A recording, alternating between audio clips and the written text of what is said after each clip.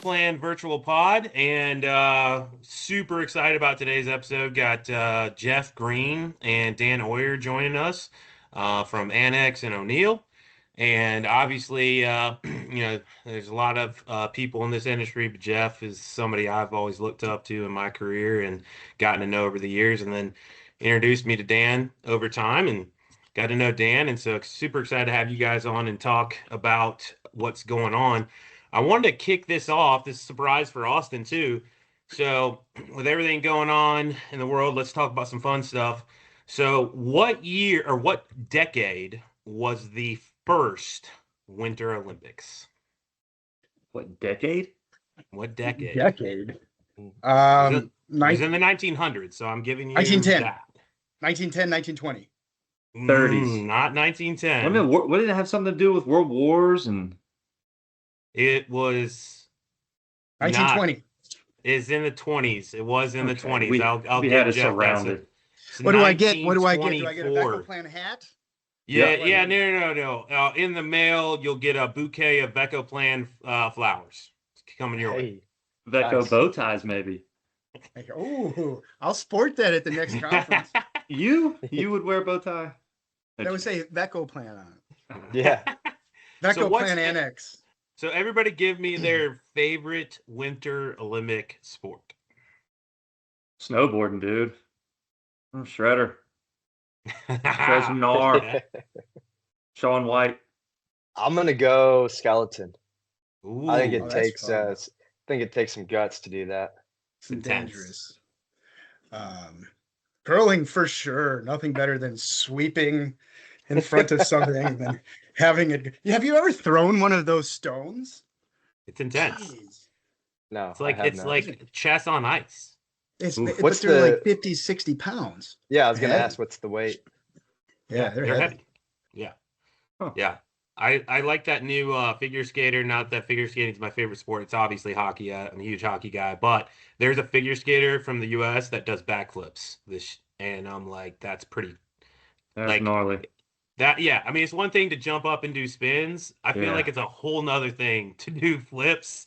That's insane. So I actually kind of am excited to see. Hey, if we can get a Canada USA rematch with the Chuck boys and 3 fights Ready and for was that, it dude. 19 seconds? Our friends from Absolutely. Canada, that would be pretty sweet to see. So Who do you drop the play for? gloves. Great film. Drop Bobsledding too. Don't forget. Don't sleep on bobsledding. Hey, and Jamaica's Cool got running. a team this year. Jamaica's got a team. They this year. do? Cool They running. do. what's the downhill skiing when they jump and they just kind of like Just like go a in ball a jump. plank Yeah. like Yeah, a that's flying pretty squirrel? intense. What is that event called? That's I think pretty it's just sick, ski dude. jumping. Just I think long it's jump. yeah. The cool thing is slalom's when you're- you go down like the gates. Yeah.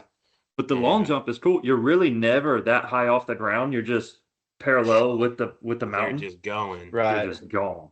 And I Yeah, saw wild stuff. What about that guy? Was it the last Olympics where the guy just stood there with his gun and with his pistol? He was just shooting Yeah. with the one hand in the pocket. And these other guys have this technology all Yeah, over, and here's yeah. just this guy like this. Yeah. Reminded me of Yeah. Dan Oyer. That's right. I am a good shot. But I did see this morning Lindsey Vonn tore her ACL. Oh, She 11 ruptured days? it. She ruptured. Oh, she ruptured it. Okay. and she's and then still she- gonna ski. That's insane. No, wow. Yeah, dude. You can apparently still ski on a ruptured ACL. I mean, this is it for her. This is her last Olympics. So I Yeah. mean, What's a Winter Olympics without drama? You yeah. know, Well, that Nancy that, Kerrigan. Yeah, know, dude. You got to take yeah. out a knee. A little That's right. pour I it think I all was at like- halftime. She'll be fine. I think I was like 8 years old with that, Nancy. I do remember that. Absolutely. Yeah. Joey Buttafuoco. Yeah. Oof. You know, yeah, some Yep. good names. It'll be good. Well, throwing Well, it fun, back dude. to the 20s, Steve. Oh wow. Speaking of that, how about the little Q&A here, Jeff, Dan? How long have you guys been in the rim industry here? Since If you don't mind me asking. 1922. Yeah. Perfect. Yeah. Actually, I got my start, mid 2000s, working with Nate Siegel at AccuShred. Oh, I was actually working Maybe. at a venture capital firm, got my MBA, was working for a VC firm, and then wanted to stay something locally. And one of my networking partners Hmm. said, "I've got an interesting opportunity for you, but you got to hear me out. It's definitely a blue collar business. I know you come from this other aspect of things, but what an entrepreneurial opportunity." And Nate Siegel had pitched this concept of being the sales manager at AccuShred, and I took it and I loved it because Nate, who at that time was just the most recent past president of NAID, introduced me to all the godfathers of the industry and Hmm. taught me everything about the business, the economics of the business, the marketing aspects of things, the importance of sales and building relationships. And he gave me the keys really to do what I wanted to do at AccuShred. And because of that, like I've been able to parlay all of the things that Nate gave me, those skills, Mm. into ultimately becoming the CEO of All Shred Services, which was a competitor to Nate. At the Hmm. time, before we sold to VRC, was, I believe, the largest independently owned paper shredding company in the country, and been able to take that, that experience on to do some of these other things. Um, It's and awesome, getting a man. chance to work with Dan Oyer again at Annex is a dream. Right on, right on. I think we all kind Sure. of have that person for us that kind of opened that door to this Narnia of an industry, right? It's like I had no idea what it was. I was a washed up baseball guy playing slow pitch softball with Steve-O and Ryan Richard, and they were like, dude, come sell for us. I'm like, what are you talking about, shredding paper? Blah blah blah. And then like COVID hit and I was, doing some home improvement stuff. Had no idea the home improvement industry was going to skyrocket, but I made the switch and learned the retail space with those guys, and forever grateful and forever loyal to them. But and now I'm back working with Steve-O, kind of like you and Dan here. So it's Yeah. cool, Dan, man. how'd you get started in It's a this thing? I, circle. I totally forget. I got started, I was a very young dad and needed insurance, for the family. So I heard All Shred Services in the big city of Maumee was hiring. So I started pushing broom, just dumping boxes in the warehouse and um, bumped up to driver, well, backup driver, right? So when someone would call off, they'd throw me in the truck. And then they started to hire for inside sales, so they posted it internally. And man, I remember I would rehearse questions in the mirror because I wanted this sales job so bad. Never sold anything in my life, but just practice, practice, practiced, and God blessed me with a great interview and was hired. Um, and then 2 days before I was supposed to take that position, the guy that hired me quit. So I got put back in the truck. And then I Jeez. think it was about 4 months later, Jeff was hired by All Shred right after one of the conferences, and met Jeff for the first time, and I was a little rough around the edges, you know. But we had some early wins, and we built off the early wins, and we built something very very awesome at All Shred, and now we're back together again. So Right Yeah, on. I think it's pretty cool. You guys echo me and Austin's story a lot, and why I think we've always gravitated to each other and really gotten to know each other as well. Is we did our thing kind of at Shred America too, and ended up back in the same place. And like we said, this Austin, you referred it as to the Narnia, and yeah, man, it is like that. And there is good people, and you find them, you latch on to them, you learn from them, and right. then you just never know how it's going to end up. So that's awesome. So after kind of obviously All Shred for you guys, which was at the time was the largest independent in the industry when you guys sold, and you guys Mhm. kind of both did a stint with your acquisition or acquirer. But then what kind of led you guys to O'Neil and Annex, over time? Yeah, I mean, I went and traded non-ferrous. I stayed on board with the folks that purchased us for a couple years. Learned a lot about the industry, but then, just time to move on, and went over to a friend's business and traded non-ferrous metals. And Jeff called me one day and was like, "Hey, I got this opportunity. They're looking for someone to help them, grow the provider network." And that's how everything got started. I started in September of 2024 with O'Neil and Annex. Cool. And then Jeff, when did you come on board? early January of Yeah, 25.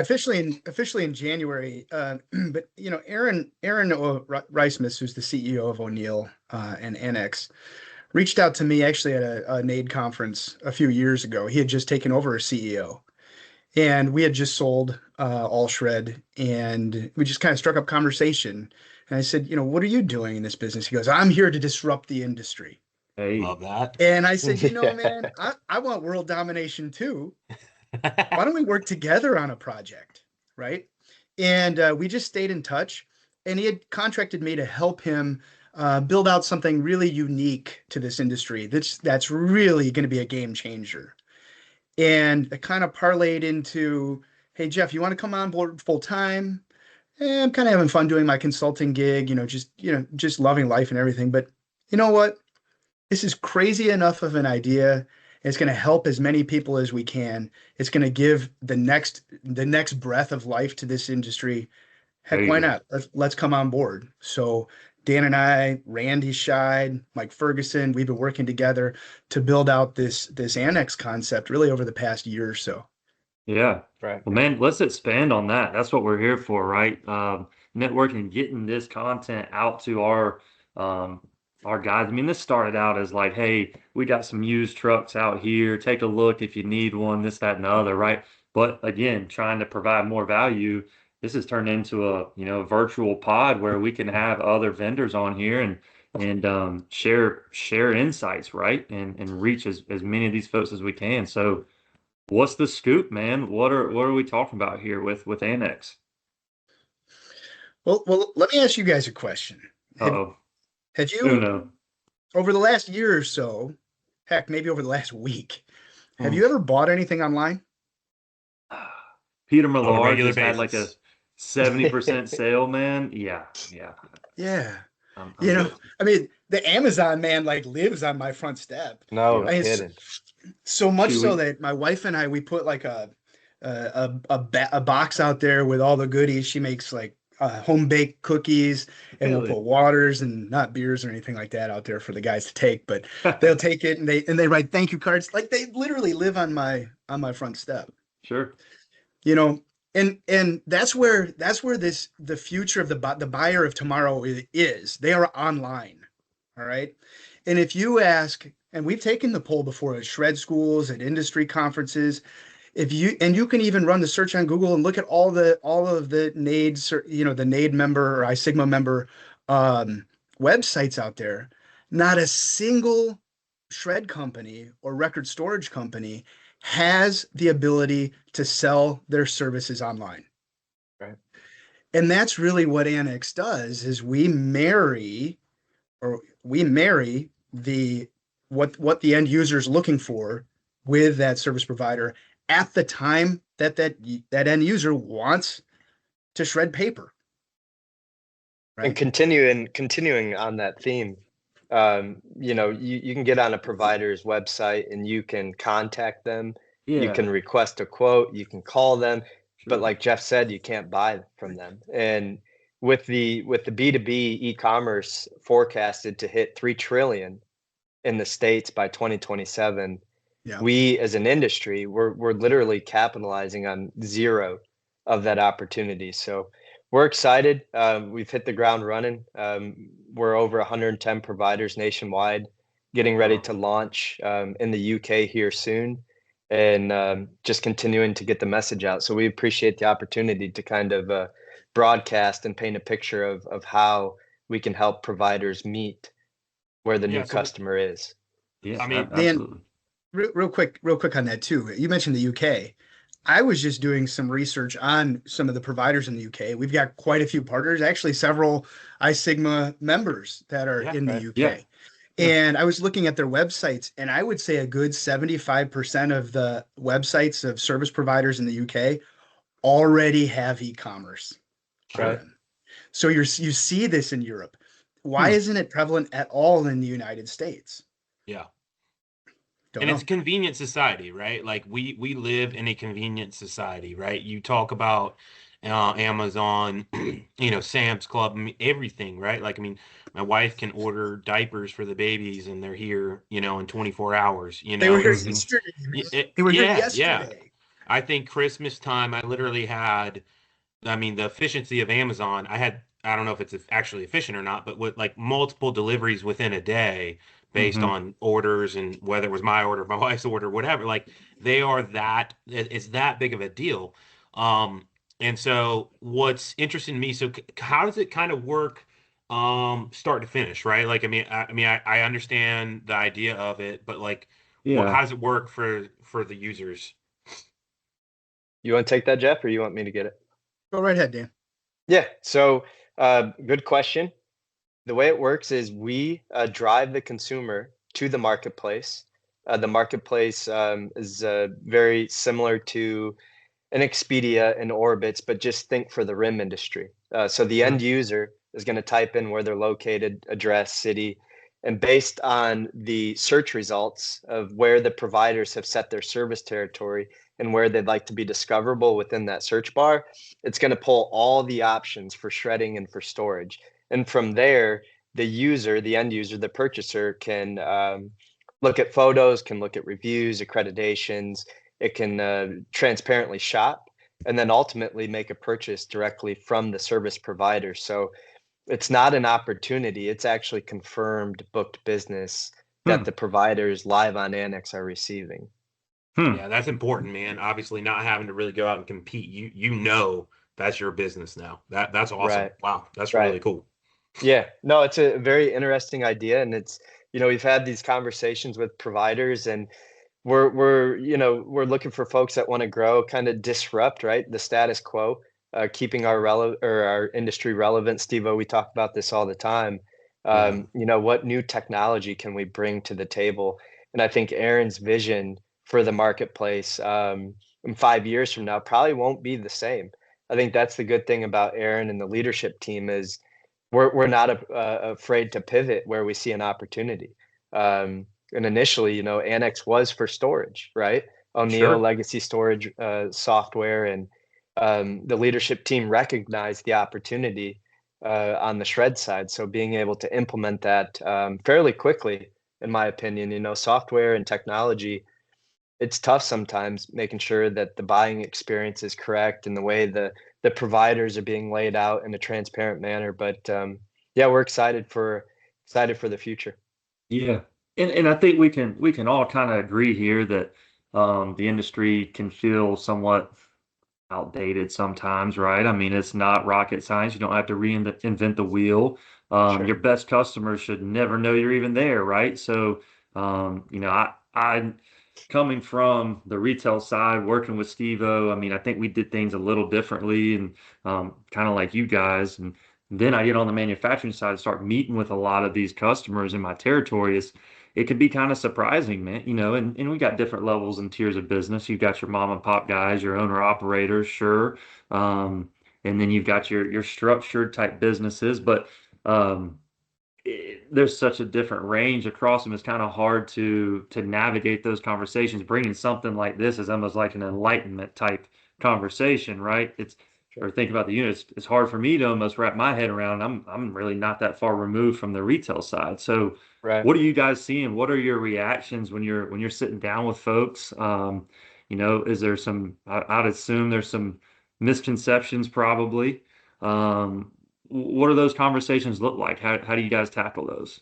Well, I think first of all, when we sit down, we've had a lot of early adopters, a lot of Hmm. people that had really believed in this vision, which is why we've already had over 110 service providers already come on board.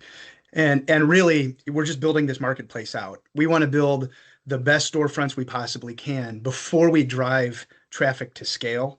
Okay, so that's really important to understand because one of the questions we get is how much business is coming through this system. Right, right. And so we are not doing that right now. We have to build the stores first. We Hmm. have to be able to establish that expertise and that credibility and that trust. Because if we send somebody to our to let's the marketplace and they search for what their zip code or their address and nothing pops up, they'll never come back to our site again Right. because of trust. And one of the things that we walk in, we tell all of the operators, all of the owners, um, is that we have to understand that the customers themselves are actually changing whether we like it or not. We have to meet the customers where they are. Yep. And Annex allows you as the operator to do that. Okay.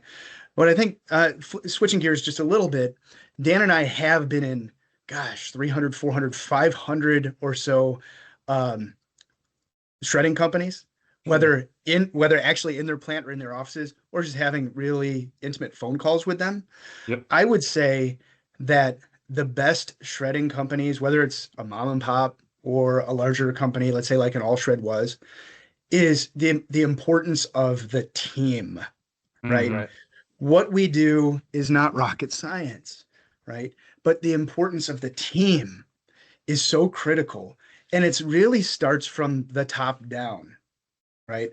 And as Sure. people can vision, if it comes from that owner or that executive, that CEO, who visions what the future can look like and communicates that on down to the team. Gosh, Yep. Dan, how many companies we gone into were like, gosh, they've got it figured out. Just Yep. the way that they treat us as, Right. as partners, right? Yep. We're part of their Absolutely. team. That's something I just can't stress enough is the importance of treating people right, sharing the vision, getting the best out of your team. And then Dan and I attest to this all the time, celebrating the goals, celebrating the wins. There you go. Yeah. Right. No, that's And huge, man.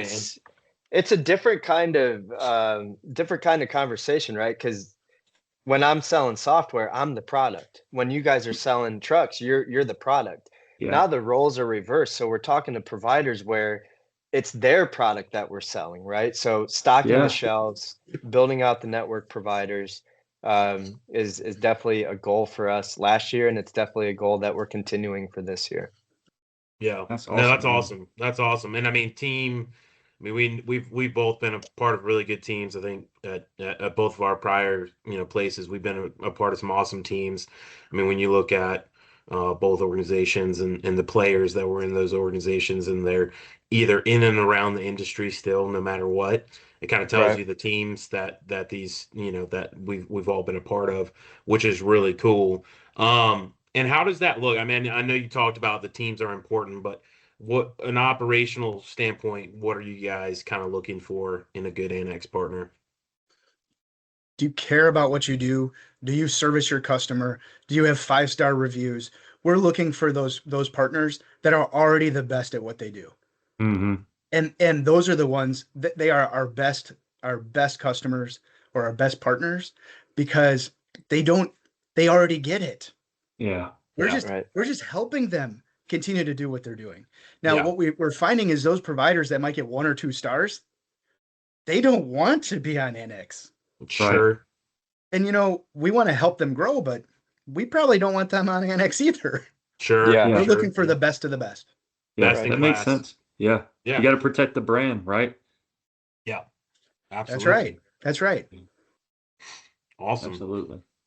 Well, and where you said this earlier, right? Like I was thinking of something you said earlier caught my attention of Dan, and I think it was is the pivot, right? Like you guys really, I was always surprised with the move on Annex too, because like I was trying to figure it out, and I was like, what's the pivot from, you know, Annex getting into shredding, being a big player in the record storage, and so as the next 3-5 years build out, like where do you guys see that? Where do you see that going? Yeah, I see. Um, it's a good question. I see numerous providers, qualified providers in every market. Um, I see businesses growing because of Annex, because as an industry, we're not tapping into that market currently. On a global scale, I see Annex launched in numerous countries. And when we speak numerous countries, that means connectivity. Mm-hmm. So connecting, possible providers to go to a larger multinational customer to be able to purchase from, I think is very exciting on the Annex side. But Jeff, did I miss anything on that? Well, we're working on some really interesting things that we really can't share on this podcast today, but these are things that can really help our industry um, become better operators and ultimately become more profitable.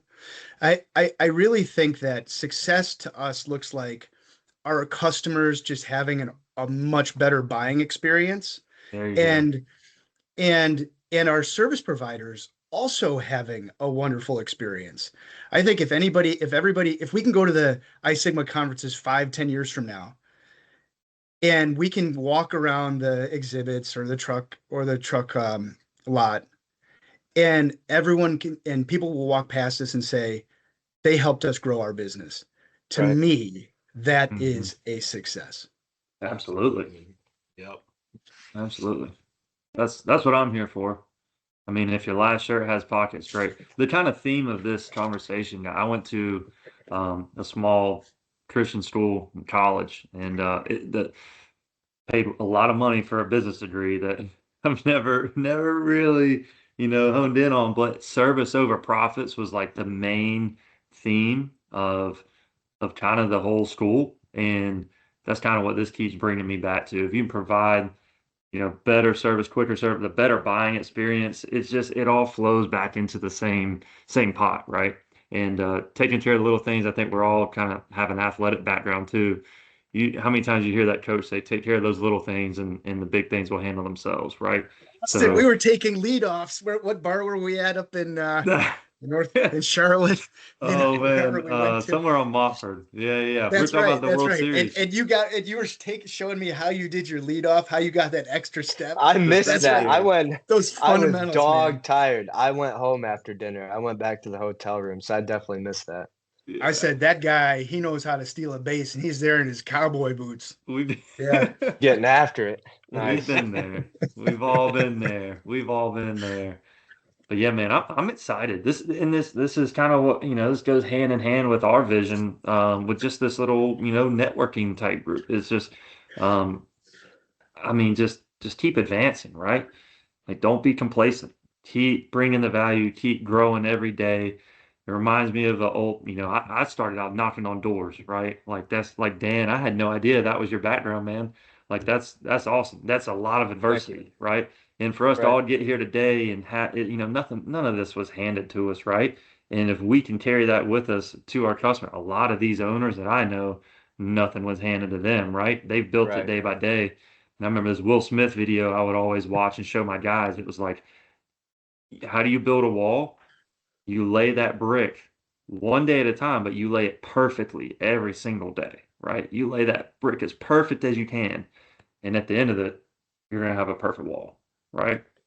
Austin, real quick on this. So we talk about our roots and making these cold calls and such. So Dan Yeah. and I work remotely from our homes in Toledo, Ohio. Yep. And Go Mud O'Neil Hens. Annex headquartered in Irvine, California. And Dan, Randy, they're making these cold calls every day, setting these appointments with all the service providers. And Yeah. there's sometimes the service providers, they're tough to get a hold of. Shoot, Dan they will are. send me a text out of the blue. He said, Jeff, I need your help. Can you call this guy? You know? And I'll get on that phone, give the guy a call. Hey, it's Jeff over here at Annex. We're gonna be swinging by through Indiana tomorrow. Are you able, to meet with me? Absolutely. Let's make it happen. Click. Dan, we booked an appointment. Yeah. That is the best thing ever. Like Yeah. I'll go back to my roots any day of the week. It's so much better than doing all this stuff up here sometimes. Yeah. Absolutely. No, Absolutely. I agree. it's taking, hitting the ground, right? Getting the boots on the ground. And I love it. like you said, Jeff, it's tough to get some of these providers nailed down for 15 minutes just Oh, yeah. because we understand what they're going through, right? They're working. Trucks. A truck Yep. truck goes down, someone Guy's calls sick. off. And I think Yeah. that's one of the best things about our industry because our product, our marketplace will help these folks grow their companies. But at the end of the day, our industry is filled with hard workers and folks that Without a service doubt. their customers the right way. And if I could suggest one thing to all of our providers is just continue to focus on the reviews, making sure that you get your 5-star reviews up there, and That's right. go to your customers and ask them, hey, I need help getting my reviews up. Do you mind leaving us a review? Because at the end of the day, speaking about the new customer or meeting the customers where they are, yeah, Annex is about price. Obviously every purchasing decision, the price weighs in. but also reviews. We've seen reviews playing a very big factor in the way people purchase. So Yeah. making sure that It's reviews huge. are up to par and getting those out so your future customers can see that. I mean, it's like a Man, referral, right? It's like a modern yeah, day Right, referral. I mean, right. yeah. And it's reviews free are to And modern day do. referrals. and Right. ChatGPT and Google Gemini, they're sifting through that right now. And we were talking about building out the storefronts earlier, and the front place of Annex. Annex is driving business through using ChatGPT and Sure. Google Gemini. And what we're finding is that Google really loves these online marketplaces. And Hmm. we're already with minimal effort, we're already starting to rank in the areas that we really want to drive that business. Hmm. Um, Dan, I'm going to ask you a fun question here real quick. And I don't know how much time we have, more time we have, Oh, but you uh, got it's wide open. Dan, I was just thinking about this. You're absolutely right. These are hardworking people within this industry. Okay. And whenever we talk to Randy, Randy's our growth coordinator at Annex, and he's really front line. Everybody knows Randy because he's out there hustling on the phone, Is setting he these the He's young a appointments. guy? hustler, man. This Is he the And guy young Dan, guy is from the show? yeah, he what's is a hustler. He is a Yeah. hustler, smart guy, just gets it, and he'll send. We have a group chat, of course, it's fun group text, and he'll say, "Oh, this guy said he had to cancel the appointment because of X, or this guy couldn't make it because of Y." Dan, what do you say? Like the funniest or most unique reasons or excuses that we get for, "Hey, I couldn't take that call." And I think the most recent craziest one, and make sure y'all are sitting down. Uh-oh. A provider, I'm not going to name names, you know who you are, said that he couldn't make the call because he had backed up sewers. And I'm like, Oh my backed up gosh. sewers, and he's like, we asked, are you talking about like the actual sewers or yourself? And it was, yeah, he was referring to himself. It So was the latter. that was probably the craziest one. But Oh we've we've man. we've heard them all, and We heard them most all. of them are valid Yeah, because these Baylor's are, broken, Shredder's broken. Oh hey, I yeah. broke a line on the shredder, Yeah. or I was supposed to have an in-person meeting down in like the Louisville area, and one of the drivers broke their ankle, so now the owner is in the truck, Yep. for 3 to 6 months, and Sure. you're not going to find that in too many industries where these owners of the companies, put pride in, hey, I'm the owner, I'm not doing that. They get it. They get in the truck and yeah, they get it. They get in the Well, and truck that's and they get it done. yeah. But that's what we sell on, right? I mean, the way we looked at it, it was kind of like us against the big three all the time, right? And like that's what we sold. Is we sold, hey, we're local, we're veteran owned or operated, we're woman owned and operated, and we can handle that, just offer that more TLC. And those guys, they're not just going to let that slip, right? I'm seeing, I don't know what you guys, I like to kind of toss this out there, man. And for anybody listening here, everybody always asks me, hey, when I go meet with someone, what are you hearing about the industry? What are you hearing about the industry? What's going on, man? Like, what's the deal? Personally, my last couple of trips and meetings, people are busy right now. And to Yeah. be honest, I mean, I don't know. We're starting to see that kind of the low-hanging fruit dropping down from some of these larger acquisitions. What are you guys seeing in the field? What's been the response? Yeah, I It's mean, we know who's for sale, right? Yeah, Because we're having these conversations. We know who's looking to get out. We know who's looking to grow. Um, but yeah, it's with any acquisition, you're going to have some sort of deflection from the current provider. So we are seeing that. yeah, But we're also seeing growth on the storage side as well. Where agreed. folks are looking for other opportunities to find another vendor. But shred, and I'd probably say product destruction are the two things that are really, really moving right now. Yeah, new product. I think I will second that. I've sold a handful of trucks in the fourth quarter for product alone. I know we don't plug in the trucks too much here on these shows, but like our hopper is completely enclosed. We've all been around shred trucks before, right? Like we've seen you dump the paper in there and the hopper's completely open. You get paper dust all over the place. Things are flying around, that sort of thing. We actually enclose that hopper, so guys are running pill bottles, they're running Okay. uniforms. In Colorado, they're doing, hemp shampoos, all kinds of crazy stuff, man. And our truck has handled it extremely well. And that's, Steve-O's got a ton of ideas from the ITAD standpoint. We're seeing that growth for sure. So I'll second that on the product. I mean, I leave that's anything a out, Jeff? Yeah, something to think about, from this standpoint. So, solar panels. Glenn Laga's really got a really interesting thing going on there in New Jersey with commercial solar panel recycling. yeah. And a lot of these solar panels, which actually started out hitting solar fields in 2005, have a 25 to 30-year life expectancy. So in the next five to 10 years or so, these solar fields, gigawatts of solar Hmm. panels, are going to have to be recycled. Okay. And right now there are certain places that are able to do it. However, the transportation cost getting from, say, New Mexico or Arizona all the way Mm. to the Midwest or the East Coast to handle this is just through the roof. And it's Yep. counterintuitive, and it costs more to transport it than it does to recycle the material. So if there's ways where these solar panels can be destroyed on site and recycled as well on site, that's a real opportunity in the Yeah, it's a future. massive market. Hmm. Yeah. Dude, I Yeah. had the Yeah, I solar guy know. at I my know house one the of other our day. providers. I know one of our providers has gotten into the cleaning side of that, right? Yeah, Like I yeah, think yeah, there's yeah. a lot of ancillary businesses. There's so much, like we talk about all the time. But yeah, with solar panels specifically, and they can literally their customers can send them a message and be like, "Oh, you guys must be cleaning," because literally as they clean through the field, literally the usage is, or It's the output unbelievable. is going Hmm. up as Yeah. they go Yeah. through and clean. So And Annex's storefront will have, you know, different segments for that, right? So we'll yes, have paper, we'll have yes, medical waste, we'll see, yes. Veco Plan, we're pretty well versed. Like me and Steve are just truck guys, right? We specialize in mobile, mainly paper, but so you guys are going to support all those different segments as well.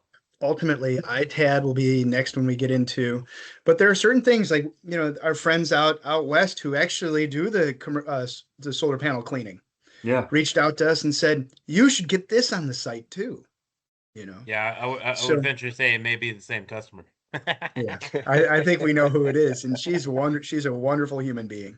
Absolutely, Cool. top notch, one Cool. of the best in the industry. Mhm. Absolutely, and Great partner to Annex. yeah, So yeah. actually, they received our very first deal. So one thing that people don't know what we're doing from Annex, we're actually promoting the service providers as they sign on board.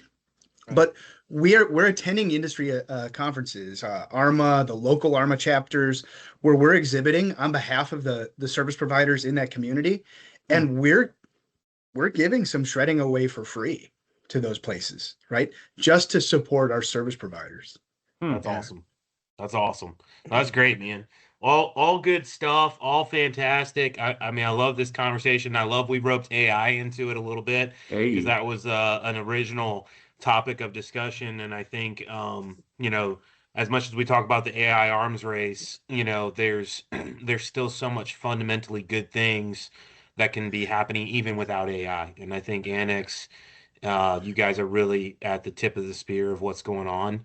And I can't thank you guys enough for spending some time with us today to kick it, talk about some random Olympic sports, and talk about your guys' new passion. And I love to hear it. It breathes through in the conversation. So, um, you guys got anything else to wrap up? Let it wrap up, and then we'll be on to the next show. Yeah. No, I looking mean, forward to seeing you guys in San Diego. Conference. We've built quite the momentum in Charlotte at Shred School, and kind of just looking to continue that positive momentum with you guys. So should be a yep. good time. I've heard quite a few things are up in the air and changing this year to make it better. So looking forward to it. Right on. Yeah, as the late great Kevin Costner said, if you build it, he will come. Right? You guys That's keep right. building, man. All I'm right, thank you, excited. This gents. this Hey, is thanks for the opportunity, this boys. is exciting Appreciate it. stuff. Keep Have a doing good the weekend. right thing. Keep fighting the fight. this is great for our industry. I'll promote this as much as I possibly can. Thank You you. know, Let it rip. great work, guys. Truly great work. Awesome. All right, boys. Good guys, man. San Diego. Great.